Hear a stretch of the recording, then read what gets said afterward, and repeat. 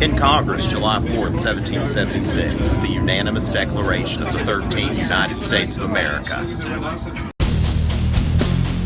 When in the course of human events it becomes necessary for one people to dissolve the political bands which have connected them with another, and to assume among the powers of the earth the separate and equal station to which the laws of nature and of nature's God entitle them, a decent respect to the opinions of mankind requires that they should declare the causes which impel them to separation. We hold these truths to be self-evident, that all men are created equal, that they are endowed by their Creator with certain unalienable rights, that among these are life, liberty, and the pursuit of happiness, that to secure these rights, governments were instituted among men, deriving their just powers from the consent of the governed, that when any form of government becomes destructive of these ends, it is the right of the people to alter or abolish it, and to institute new government, laying its foundation on such principles and organizing its powers in such form as to them shall seem most likely to affect their safety and happiness.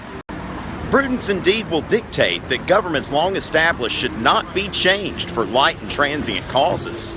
And accordingly, all experience hath shewn that mankind are more disposed to suffer, while evils are sufferable, than to right themselves by abolishing the forms to which they are accustomed.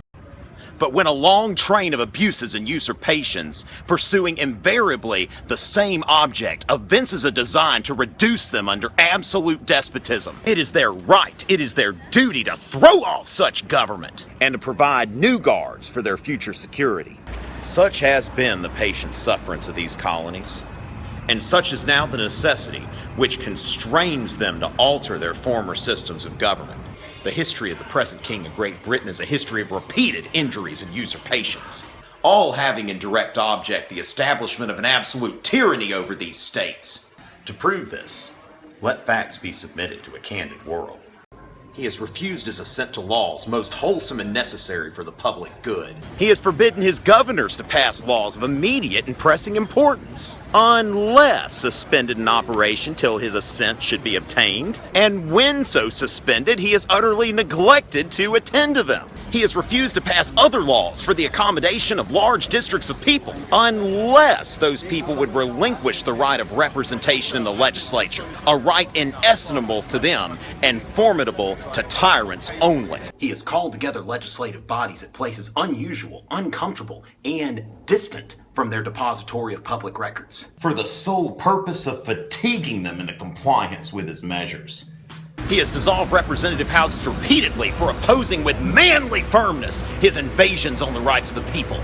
He has refused for a long time after such dissolutions to cause others to be elected, whereby the legislative powers, incapable of annihilation, have returned to the people at large for their exercise, the state remaining in the meantime exposed to all the dangers of invasion from without and convulsions within. He has endeavored to prevent the population of these states for that purpose, obstructing the laws of naturalization of foreigners, refusing to pass others encouraging their migration hither, and raising the conditions of new appropriations of lands. He has obstructed the administration of justice by refusing his assent to laws for establishing judiciary powers. He has made judges dependent on his will alone for the tenure of their offices and the amount and payment of their salaries. He has erected a multitude of new offices and sent hither swarms of officers to harass our people and eat out their substance.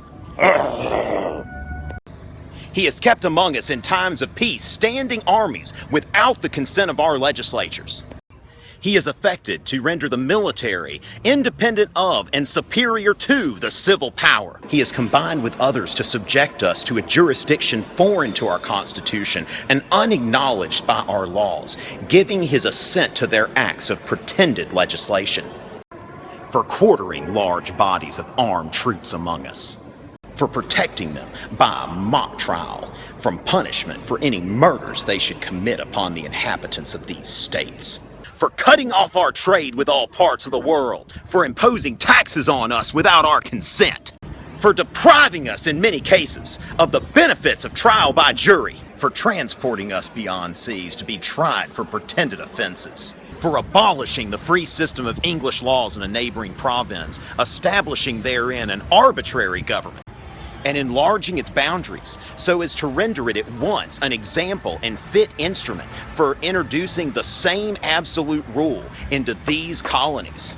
For taking away our charters, abolishing our most valuable laws, and altering fundamentally the forms of our governments. For suspending our own legislatures and declaring for themselves the power to legislate for us in all cases whatsoever. He has abdicated government here by declaring us out of his protection and waging war against us. He has plundered our seas, ravaged our coasts, burnt our towns, and destroyed the lives of our people. He is at this time transporting large armies of foreign mercenaries to complete the works of death, desolation, and tyranny already begun with circumstances of cruelty and perfidy scarcely paralleled in the most barbarous of ages and totally unfit for the head of a civilized nation.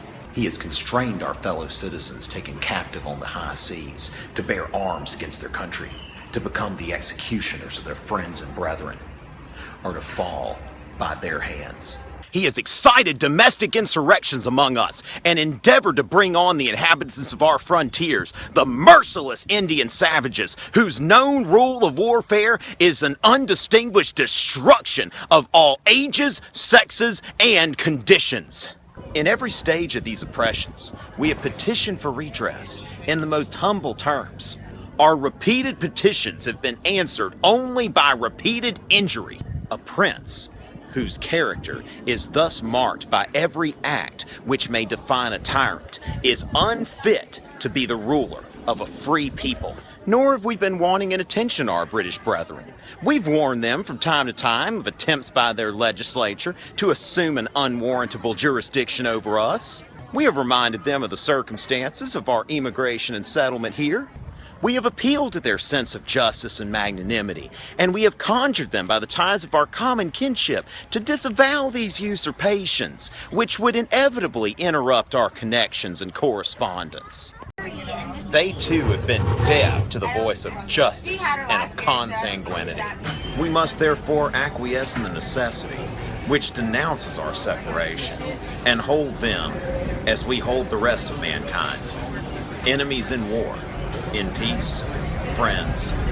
We therefore, the representatives of the United States of America in General Congress assembled, appealing to the Supreme Judge of the world for the rectitude of our intentions, do in the name and by the authority of the good people of these colonies solemnly publish and declare that these united colonies are, and of right ought to be, free and independent states, that they are absolved of all allegiance to the British Crown, and that all political connection between them and the state of Great Britain is and ought to be totally dissolved, and that as free and independent states they have full power to levy war, conclude peace, contract alliances, establish commerce, and to do all other acts and things which independent states may of right do. For the support of this declaration, with a firm reliance on the protection of divine providence, we mutually pledge to each other our lives, our fortunes, and our sacred honor.